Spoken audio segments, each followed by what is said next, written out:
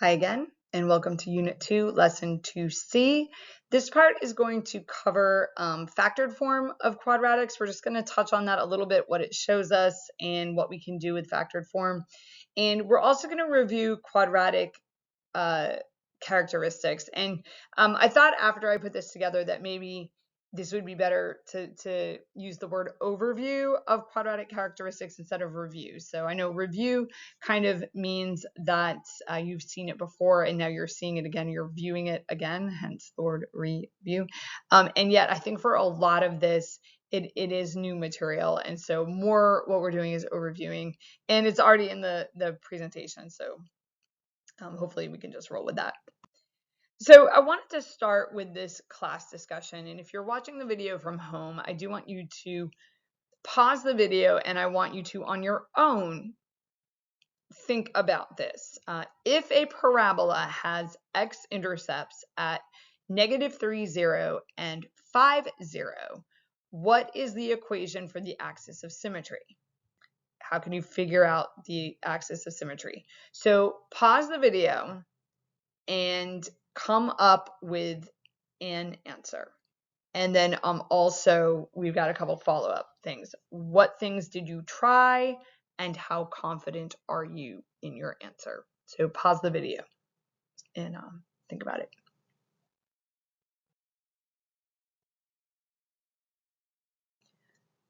All right, hopefully you did that. So you should have your own answers to this, but for the purposes of reviewing, typically students will try a couple different things. So one of the things a lot of students will do is they will try to draw this out. And so we've got our number line and we've got 1, 2, 3, 4, 5. So there's the point 5, 0 out there. And then we have 1, 2, 3. Here's the point -3. And if you know what the axis of symmetry is, then you know that it runs through the center of the parabola, right in the middle. So if you've got the two x-intercepts, then the axis of symmetry should be right in between them. And so we've got like 1, 2, 3, 4, and then 1, 2, 3, 4. That would put the axis of symmetry right there at x is equal to 1. So that's a really, really common strategy that students will use. I have also seen students find the average of the two numbers. So you think of your statistics and finding the middle number, like the median, but in this case, the median and the average, since there's only two numbers, would be the same thing. And so they'll do -3 plus 5 and say, okay, I'm going to divide that by 2. -3 plus 5 is 2. And 2 divided by 2 is 1. And so they will come up with the 1 that way. Those are the two most popular ways that I've seen students do it. But other times, like, students will do other different things and try to reason around it. And then some students will just stare at it. But those two things, if you know that the axis of symmetry is in the middle of the parabola, then like graphing it is usually a pretty good way to go. All right, so let's move on from that. So here's our key idea for today's lesson, or for at least this part of the lesson.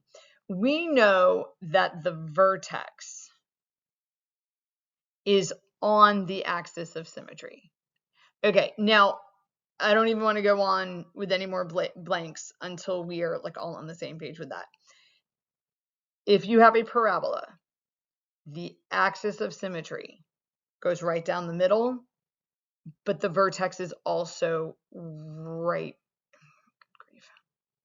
in the middle. And we saw that in the last couple lessons when we had the vertex, and then we would use the vertex to get us the axis of symmetry. So the x-coordinate of the vertex is literally the axis of symmetry. So we know the vertex is on the axis of symmetry. So if we know the axis of symmetry, we can use the x value, the x coordinate, to find the y coordinate of the vertex. And I'll do like to find the vertex or the y coordinate. Okay. So basically, once you have that x value, then yeah, then you should be able to find the y value. So here's an example. It's related to the warm-up or the class discussion. We have the function y equals 2 times x plus 3, x minus 5, which has x-intercepts at -3 and 5. Now, we haven't really gone into why. It doesn't take Sherlock to realize that we've got the x-intercepts at -3 and 5. And look over here, you have a positive 5 and a positive 3 and a -5. Not a coincidence, after all. So we know the axis of symmetry for this is x is equal to 1. So I already found it. So if I want to find the vertex, then what I need to find is the y coordinate when the x coordinate is equal to 1. And so all I would do is plug in the 1 everywhere we had an x, and then use your order of operations. So we'd start with parentheses. So 1 plus 3 is 4. 1 minus 5 is -4. And then we'd multiply going left to right. So that's 8. And 8 times -4 is -32. Why does that number feel really big to me? Okay. So the vertex would be x is equal to 1 and y is equal to -32. And that would give us our vertex.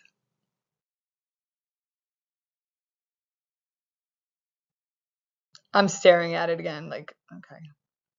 All right, we're just gonna move onward. All right, and that's how you could find the vertex. And on your homework assignment, I do want you to find the vertex using this method. So if you didn't write any of this down, please pause the video at this time. Make sure that you are writing this down. All right, so we can also use Desmos to do this. And on your homework, it's just going to say, do this out by hand and then check your answer on Desmos. So I got to turn off the pen, and this is going to change my view. And let's open it up there. Okay, so this one on our own, you know what? Pause the video and you do it on your own first. Like with Desmos, find me the vertex, the axis of symmetry, the x-intercepts, and does that match what we discovered in the intro? Okay, does it match?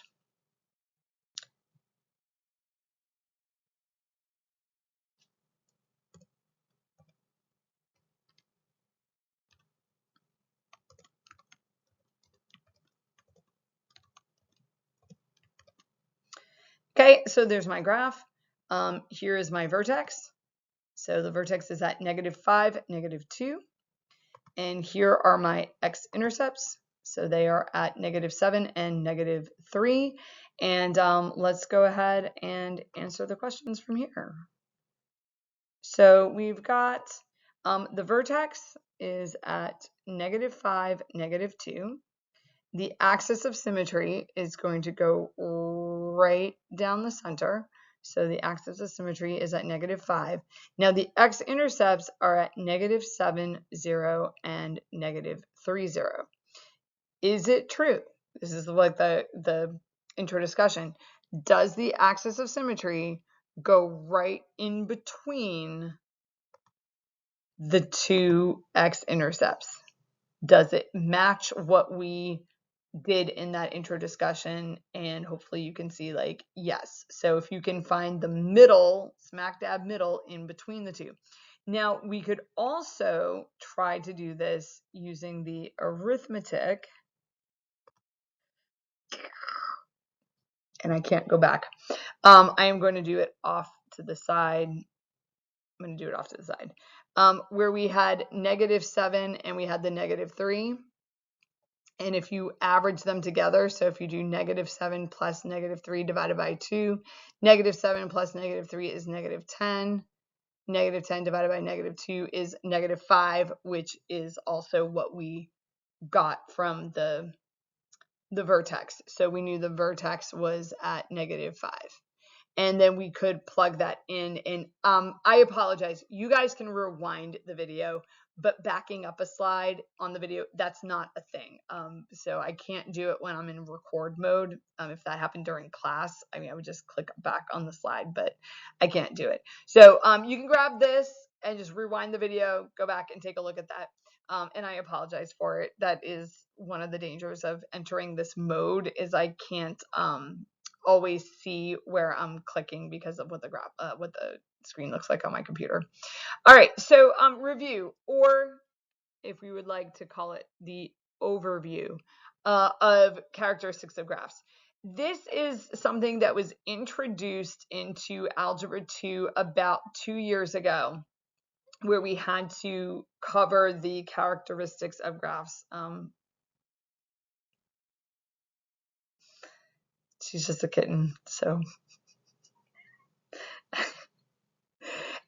And it proved to be a lot more challenging than we anticipated. And so the last couple of years, we've really tried to tweak how we present increasing and decreasing and positive and negative. The most common mistake that students make is conflating the vocabulary words. So increasing is the same as having positive slope, and decreasing is the same as having negative slope. And so students will very often get those conflated, and they'll think that increasing is the same as positive and decreasing is the same as negative. If they meant exactly the same thing, I would tell you like these are synonyms, and I'm not telling you that. So that means they do mean different things. So increasing simply means this, that the graph rises from left to right. Okay, as you're tracing, so it does something like that. And it does indeed mean positive slope. Okay, so don't conflate these. So increasing just means it rises from left to right. Decreasing means it falls. Again, from left to right. And I'm going to abbreviate my writing there for time. And you're welcome to do that as well. So, and that is the same as negative slope. So as you trace the graph from left to right, it's falling. Now, I keep saying that's not the same as positive and negative. Well, okay, so what are positive and negative? Positive and negative have to do with the values of the y coordinates. Positive simply means it is above the x-axis. Or you could say the y's are positive, the y values, because if you're above the x-axis, you're above y equals 0. And negative means it is below the x-axis, meaning that it's the y's are negative, not the slope. Again, most common mistakes are students getting these switched or thinking they are the same thing. So take a moment and just let this sink in, kind of read over it, maybe pause the video and read the statements out loud, kind of rehearse them verbally, auditorily, try to get as many different modes in there as possible. Now, remember that we state intervals using only the x coordinates. And so this gets into how we express our answers. And this is super, super key. Okay. We never, ever, ever, ever use y coordinates to state intervals. And that again goes back to that definition of a function. Each x coordinate goes with only one y coordinate. What that means is that your x coordinates never duplicate each other. Y coordinates, however, can duplicate each other and often do. And so we don't use numbers that can be duplicated to state our intervals. We use the ones that can't be duplicated. So for example, if I say x is equal to 3, that only corresponds to one position on the graph. Let me draw that out for you, okay? So let's say I have x equals 3 and it's right here, okay? That only matches up with 1 point on the graph. But if I say y is equal to 3, that actually matches up with 2 points on the graph, okay? And that means that that is not useful if I use my y coordinates, because there's actually two places where y might be equal to 3. And if I'm just talking about, well, y is equal to 3, I don't know which of those 2 points that we mean. So we always use our x coordinates when stating the intervals. And I lost my cursor over there. There we go. Okay, so this is a class example. We're just going to look at increasing, decreasing, and positive, negative. And you'll notice that I took off the y coordinates. That is absolutely on purpose. So yeah, just notice that. So that was something I did on the graph, and that like prevents you from using the y coordinates. So it goes to that last thing. So increasing, we're going to do this a couple different ways. So one of the things that I'll ask you to do, like first off, is I'll ask you to maybe highlight. And so increasing means that as I trace the graph from left to right, I am going up. And don't let the arrows on the graph throw you. All that means is that the graph continues like off of the grid. So what I do is I place my cursor or my finger on the most left-hand part, and I'm going to trace it, and it's going up, it's going up, it's going up, it's going up, it's going up, and right there it stops going up. For decreasing, I'm going to use green, and I'm going to resume where that change happened, and now it's going down, going down, going down, going down. So if you are really, really struggling with writing the answer out, you're like, I know what it means to be increasing and I know what it means to be decreasing, but I'm just messing up how I write it, then highlight it. Okay, that'll show me that you understand the vocabulary word and that the issue is the writing. So for how we would write this, I'm going to write it using inequality notation. So it is increasing whenever x, so remember we're using x, and then notice where we are there. We're at -3. Whenever x is less than -3. Now I have also seen less than or equal to, okay? That I have seen it in different textbooks. Some textbooks will say less than or equal to, and they will include the top point, the vertex there, as the decreasing or increasing, and they'll include it in both. I am choosing to omit it from both because technically at the very, very, very top, it's not doing either. Okay, it's not increasing or decreasing. And it is decreasing when we go this way on the graph, when your x values are greater than -3. If you wanted to use that, do that using the other notation, it would look like this. You would look at your increasing, and you would say it starts way, way, way out here when x is -infinity, and it stops increasing when we get to the -3. And you would use parentheses because we're not including the -3. Okay, we are saying like at the -3, it's not doing either. And your decreasing begins at the -3 and will continue forever in that direction towards infinity. When you are using that notation, you always put the smaller quantity or value on the left, and the larger one goes on the right. Always. So it is not okay to say -3 to infinity. In other words, it's not okay to say it starts decreasing at -3 and goes to -infinity, because we're always moving left to right, left to right, left to right. And so we're always going to state the smaller value and then the larger value. -infinity is way out there, like infinitely far, and -3 would be the larger. In other direction here, we're starting at the -3 and we're moving to the bigger values. For positive and negative, I'm going to do the same thing. We're going to use some highlighting, and I'm going to go ahead and, whoops, that is a pen, which means it obliterated my writing. Okay, So positive means above the x-axis. So here we go, above, above, above, and this is also above. And so that's where we are positive, and negative we'll do in the blue, and that is where we are negative. If you are having a hard time with the notation, so you're like, I'm getting that highlighting is working for me, Miss Taylor, great.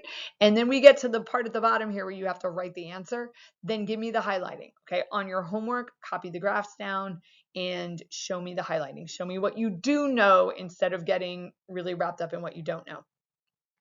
So for writing the answer, I'm going to start with the negative, not because it's more important, but because it's the simpler one. It is negative in that band between -6 and +2. And so we would write that as we begin being at -6 and we go up to the -2. Or you could write it this way. You could say, -6 is less than x is less than -2. So that's how you could express the negative. In other words, you're saying that your x values, when your x values are between -6 and -2, that is when it is negative. And then this would be your other notation, always going from left to right. So we are saying between the -6 and the -2, and we use the open interval there with the parentheses. Positive is a little bit trickier. So notice with the positive that there are actually 2 places where it's positive. Therefore, your answer has to be written in 2 forms. Okay, it has to be written in 2. So here's the 2 ways you can do it. You can use the interval notation, and you would use the negative infinity and positive infinity, and you would say that it is positive from negative infinity and then stops being positive at -6, where it switches over. And then you would use that symbol right there. That is called a union, and it means, hey, this and also this other piece, okay, we're going to include that other piece. It begins being positive again at -2 and will remain positive. Let me trace that for you. Positive, positive, positive, positive, positive, and right there at the -6 is where it cuts off. Then we have like a little break, and then it begins being positive right there, again at -2, and it will continue being positive all the way to infinity. In our other notation, we would say it is positive when x is less than -6, or when x is greater than 2. And we'll kind of go through that. X is less than 6 would be this chunk right here, okay? And greater than 2 would be this chunk over here. I am not going to require you at this time to use a particular notation, and I am aware that for many of you, this interval notation, you might be going a little cross-eyed at it, saying, what is this? I've never seen that U before, and that is completely understandable. So use the notation that you are more comfortable with or that you're more confident with, and communicate with me on your homework. If you want to try both, say, I'm going to try both. Here's my answer, Miss Taylor. I'm going to use the less than, greater than symbols. And then if you're not sure, say, here's what I think it is in interval notation. Am I right? And you can try to communicate with me. And I also want to quickly apologize for my infinity. I am aware, if that's bugging anyone, that infinity symbols are actually like they're sideways 8s. I can't draw sideways 8s really well, as is evidence. Well, I mean, now that I'm doing it, it doesn't look that bad. But typically I have just drawn 2 circles side by side to make my infinities. I've always done that. I'm aware that it's a little messed up, so feel free to use the sideways 8s. Maybe I should go back to trying that. I've probably been slacking on that too long. All right, here's a quick practice one. So take a moment, pause the video, and see what you can do with increasing, decreasing, positive, and negative.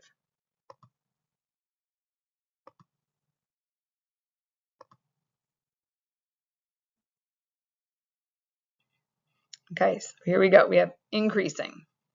Increasing means it's going up from left to right, and decreasing means we're going down from left to right. So I'm going to put my cursor on the left side, and I'm going to go ahead and say, well, what's happening on this left side as I go from left to right? Well, I am heading down. So this is decreasing, decreasing, decreasing, decreasing. And right there, it stopped decreasing and it began increasing.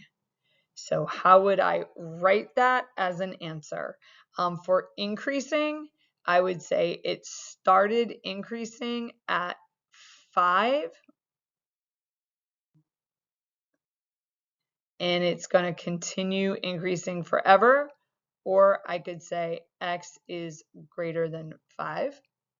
For decreasing, remember we always have to have the smallest interval on the left, so it came in already decreasing from eternity past, and it stopped decreasing at the 5, or we would say it is decreasing when x is less than 5. Last one, positive, negative. Positive means above the x-axis. Negative means below the x-axis. So to express the answer, positive, it is positive in between 1 and 3. Or I would say negative 1, sorry, negative 1 and 3. I would say negative 1 is less than x is less than 3. And in this particular case, negative is in the 2 different chunks. So I'm going to need something for each chunk there. So I could say it is negative when x is less than negative 1, or when x is greater than 3. Or I would say it is negative beginning at negative infinity and stopping at the negative 1. And then it begins becoming negative again at the 3 and will continue on for forever. Do your best. Ask lots of questions. Okay, and we will continue with this. This vocabulary does come up in pre-cal, and it is taught again in pre-cal. It's taught with the assumption that you've seen it before, which you have because now you've seen it, and that we emphasize this in Algebra 2, but it's okay if it kind of comes in stages for you. So you might want to even say to yourself, I'm going to focus on increasing, decreasing. I'm just going to focus on increasing, decreasing, and I'm going to make sure that I absolutely know increasing, decreasing. And if I screw up the positive, negative, I'll have to be okay with that. If they start to confuse each other, like make sure that like one of them that you know really well, and then as you get comfortable with that one, then add in the positive, negative. So that brings us to the homework assignment. So for the homework assignment, what is the axis of symmetry for a parabola with x-intercepts at -3, 0, and 7, 0? That's going to bring you back to the beginning of this lesson. Use your answer from number 1 to find the vertex if the equation of this parabola is, and do that out the long way. So do it out the way that I reviewed it in the lesson. And then 3, check your answer to number 2 by graphing it on Desmos. Were you correct? So find the vertex going through the process and then check your answer on Desmos to see if you got the answer correct. For problems 4 and 5, state where the function is increasing and decreasing. So you're going to focus on increasing and decreasing. For problems 6 and 7, state where the function is positive and negative. And if you are not sure, draw me a picture. Okay, draw me a picture with and show me what you intend for your answer to be. And then question 8, what questions do you have about this lesson? So I know that this lesson bites off quite a bit, and I am prepared to answer your questions. Feel free to email them to me or post them on Teams, however we're communicating this year, and I will do my best. Oh, if you're graphing, see how we have the h of t there? I believe Desmos will graph that just fine. So you can use a t instead of an x. But if you run into issues, go ahead and change it to an x. I did that to just change it up so we just don't get too comfortable with the same letters, and we become fluent in using different variables. So, all right, as always, let me know if you have questions, and I'll see you in the next one.